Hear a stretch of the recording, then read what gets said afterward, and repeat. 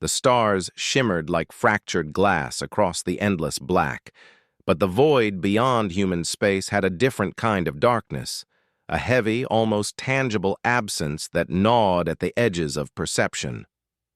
Commander Elias Monroe stared at the console aboard the intrepid Voyager, his hands tightening around the worn metal railing. They had been following the galactic map for weeks, jumping from one surveyed sector to another, and now they were approaching the boundary marked only as end of human space. The map didn't lie. Not exactly. But beyond this point, there was nothing. No coordinates, no signals, no gravitational anomalies, just silence. And in the vacuum of space, silence was the loudest warning of all. "Elias, you sure we should be doing this?" Lieutenant Karen Vasquez asked, her voice tight as she checked the ship's sensors again.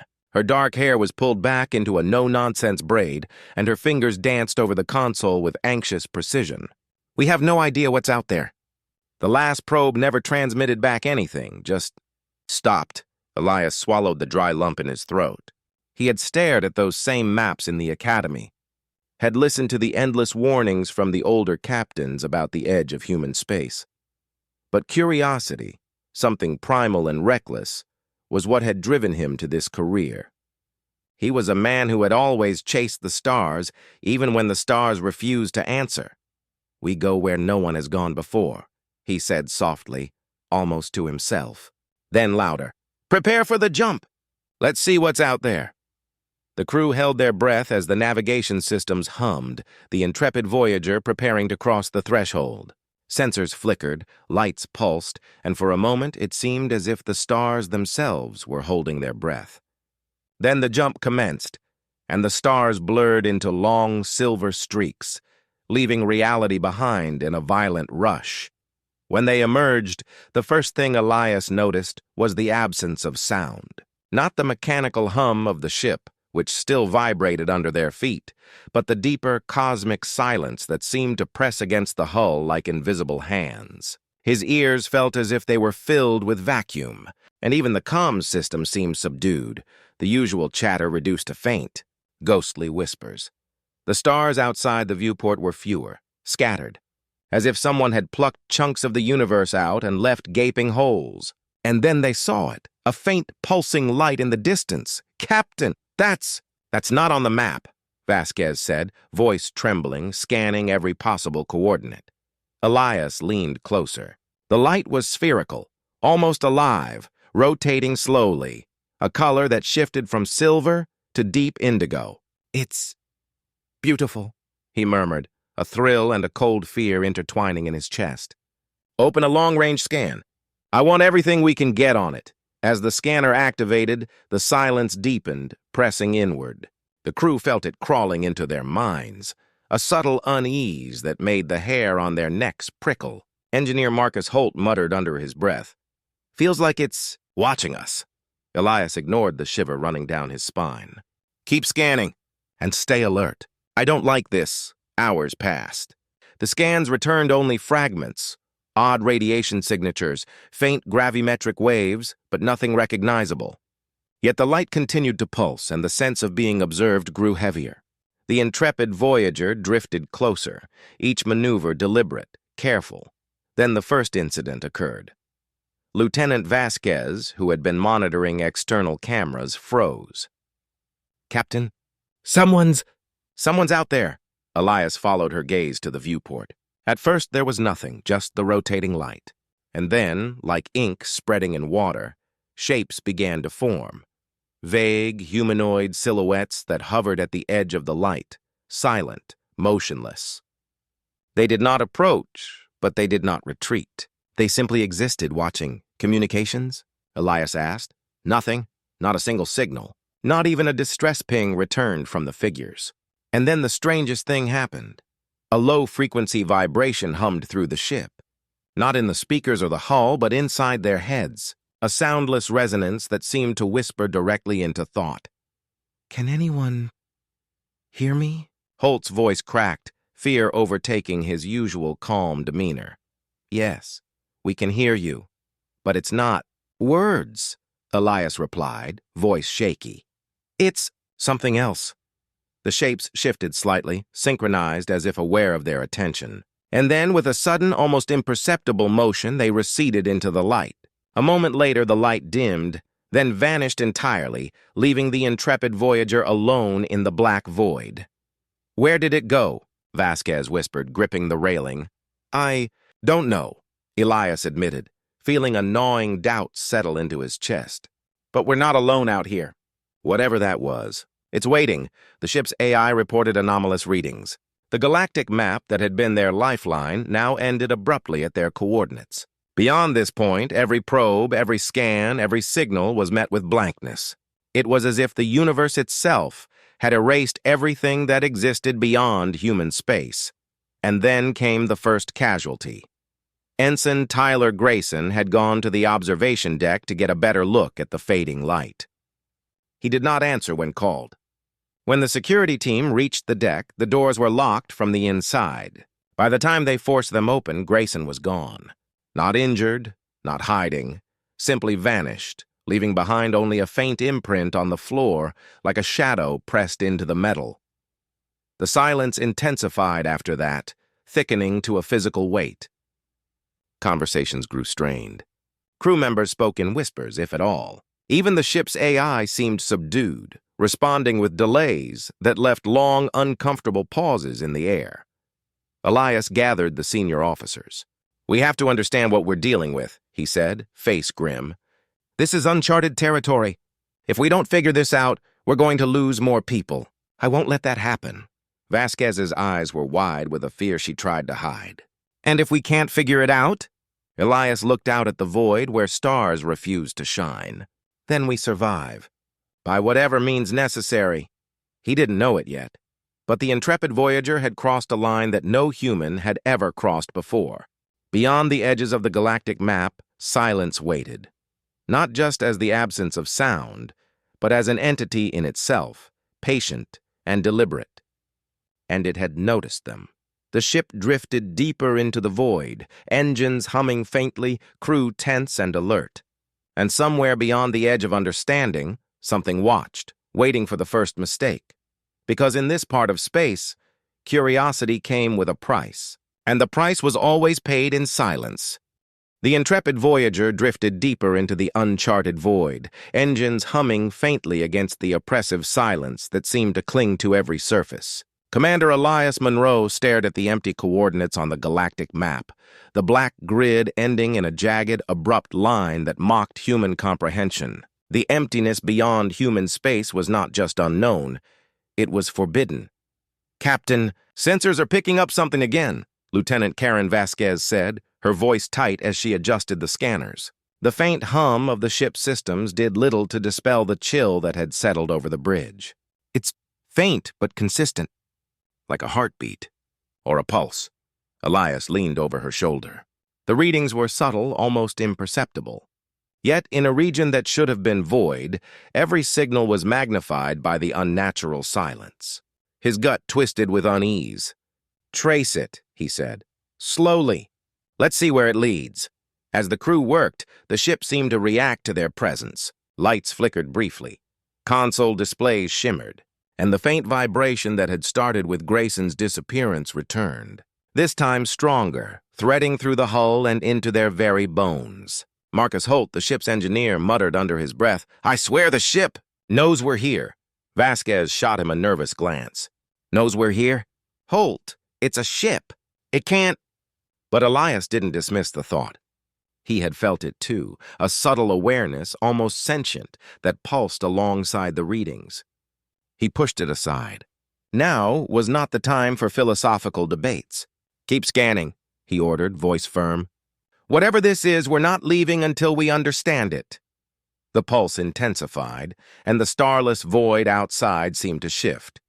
Shapes flickered at the edge of perception, never fully visible, always on the periphery like shadows behind glass. Vasquez's hands shook as she typed commands into the scanner. "It's moving," she whispered. "And it's tracking us." Elias felt his pulse quicken. "How far?" "Close. Closer than anything should be in uncharted space." The first real confrontation came without warning. The ship's lights dimmed suddenly, leaving the bridge bathed in an eerie half-light. Crew members froze, eyes wide, as if instinctively sensing a presence behind the invisible curtain of space. Then came the whispers, not over the comms, not in any language known to them. The voices came from inside their heads, fragmented, indistinct, overlapping. They were not speaking to one another, but to each of them, probing memories, dredging fears, twisting emotions. Vasquez pressed a hand to her temple. I hear them! What is this? Holt gritted his teeth. It's the same thing that took Grayson. His voice broke as the realization sank in. It doesn't want us to stay. Elias took a deep breath, trying to steady the rising panic. Listen to me, he said, his voice cutting through the psychic murmurs. We're still a crew. We stick together. A sudden tremor ran through the ship, sending monitors clattering and alarms screaming. The pulse spiked, strong enough to distort the ship's artificial gravity for a moment. The viewport revealed a new phenomenon. The pulsing light, the same one from earlier, had returned. But now it was closer, massive, and surrounded by writhing shadows that defied geometry, shapes folding into themselves, impossible angles twisting like liquid metal. By God, Holt whispered. Stay calm, Elias said, though his own voice betrayed his fear. We don't know what it wants. We observe. We don't provoke.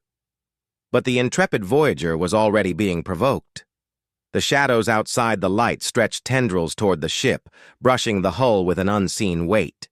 The whispers inside the crew's heads became voices, fragmented but urgent, demanding attention, dredging guilt, regrets, and buried fears. Vasquez screamed, clutching her head as memories of her family, her failures, and impossible choices surged around her mind. Holt collapsed, muttering apologies to people who were long dead. Elias gritted his teeth. He had no choice but to confront it. Shut down non-essential systems! He barked. Go dark! No signals, no power spikes. We act like a ghost. The crew obeyed, lights dimming to near nothing, systems powering down, leaving only the essential life support hum. The ship became a shadow among shadows, adrift in the pulsing light. It worked, or at least it seemed to. The shapes paused, hovering around the ship but not breaching the hull. The whispers faded to distant echoes, leaving the crew trembling but alive. Captain, Vasquez's voice was trembling, hollow. It's waiting, watching, testing us. Elias's jaw tightened. Then we have to pass its test. Keep scanning. Gather data. Understand its pattern. That's the only way we survive. Hours passed. The pulse outside the ship fluctuated rhythmically, almost as if it was alive. The crew remained on edge, unable to rest, unable to feel entirely safe. Every scan revealed anomalies, distortions in space-time, inexplicable energy readings. And the map, our map, the only thing humans had ever trusted, ended in absolute blankness. Then came the first tangible clue. The ship's sensors detected a small, solid object drifting silently toward them. It was unremarkable at first glance, metallic, elongated, with faint markings that resembled a form of writing. But as the intrepid Voyager drew closer, the writing shifted, almost alive, rearranging itself in patterns no human mind could decipher. Capsule? Holt guessed, his voice still shaking. Or a warning, Vasquez said. Her eyes were wide. From whoever or whatever controls this space. Elias nodded. He knew they had to investigate. Prepare a retrieval team. Take every precaution, and everyone stays together. No one goes alone. The capsule was empty, at least physically. But when Vasquez scanned it, the data it contained filled their minds with a vision. Endless, starless space, silent, and populated by silhouettes like the ones they had seen before. The vision ended with a single thought, clear and unavoidable. Leave, or become part of the silence. The message was chilling. But Elias, staring at the viewports where the impossible shapes flickered beyond the light, understood one thing. Leaving was no longer a guarantee of survival. We're already in it, he whispered. The silence isn't just a warning. It's a predator, and we've been marked. The crew huddled in the bridge, tension coiling tighter with every passing minute. Sleep was impossible. Fear was constant. The pulsing light outside remained, never approaching fully, never retreating entirely. And sometimes, just at the edge of perception, the shapes would vanish and reappear in impossible positions, as if space itself had no rules here. Vasquez finally broke the silence. "Captain, what if we can't get out?" Elias swallowed hard. "Then we survive. Together, we figure it out. This void, this silence, it's testing us, yes, but it's also teaching us something. We have to learn before it decides we're not worthy." The intrepid voyager drifted deeper into the unknown, further than any human had ever dared. The crew fought fatigue, fear, and the creeping madness that the silence whispered to them every waking moment. And in that oppressive void, Elias realized something horrifying. They were not just exploring uncharted space. They were exploring something alive, something conscious, something ancient beyond measure, that regarded humans the way humans regarded ants. And if they failed the test, the silence would claim them, not with fire or weapons, but with absence, with erasure, with nothing at all. The intrepid voyager drifted like a ghost through the void, every shadow and flicker of light outside the viewport pressing into the crew's minds. Commander Elias Monroe stood alone on the bridge for a moment, staring at the pulsing sphere ahead. It was closer now, enormous and hypnotic, its colors shifting like liquid starlight. But the shapes, the impossible, writhing silhouettes, remained at the edges, observing, waiting. The silence had grown heavier, almost tactile. It pressed against their thoughts, their memories, their fears, amplifying every doubt. The crew's whispers were muted by the void itself. Even the ship's systems seemed to hesitate, trembling under some unseen scrutiny. Vasquez approached him, face pale. "Captain, it's testing us, isn't it?" "Like last time, but harder." Elias nodded. "It's not just a test. It's a measure. We don't know what of yet, but we've already been marked. Every choice we make matters." The crew gathered in the central hub, shadows of exhaustion and terror etched into their features. Marcus Holt had stopped speaking entirely, fingers twitching over the console like a pianist trapped in a nightmare. Vasquez kept scanning the surrounding space, eyes wide, always searching. Then came a ripple across the sensors, small, subtle at first, but growing exponentially. The light pulsed violently, sending the intrepid voyager shaking, and with it the shadows moved. Not toward the ship this time, but into it. The bridge lights flickered, then went dark. The hum of the engines faltered. For a terrifying moment, the intrepid voyager was suspended in complete blackness, floating in a void that seemed to stretch infinitely. And then the whispers came again, louder, sharper, almost intelligible now. Memories, fears, regrets, they weren't just probing anymore. They were accusing, demanding, shaping reality around the crew. "Elias," Vasquez gasped, it's inside us. Inside our heads!" Elias clenched his fists. "Focus. Focus on each other. That's the anchor. The silence wants to isolate us. Don't let it." He moved to the central console, desperately running diagnostics. Nothing responded. Every system was blocked or frozen. The ship's AI, a synthetic mind designed for logic and reason, was stuttering in fragmented responses. Unable to interpret the void beyond human space, Holt's voice, trembling but urgent, broke the tension. "Captain, maybe it doesn't want to kill us?" Elias frowned. "Then what does it want?" Holt swallowed hard. "Acknowledgement, understanding, something human. Something alive. We're part of its test because we're aware. Conscious. We think. We feel. And it can sense that." Vasquez's hand shook as she reached for Holt. "Are you saying, if we stop being human, it'll let us go?" Elias shook his head. "No, that's surrender. We can't give up who we are." But he's right about one thing. It's looking for a reaction. It's measuring us.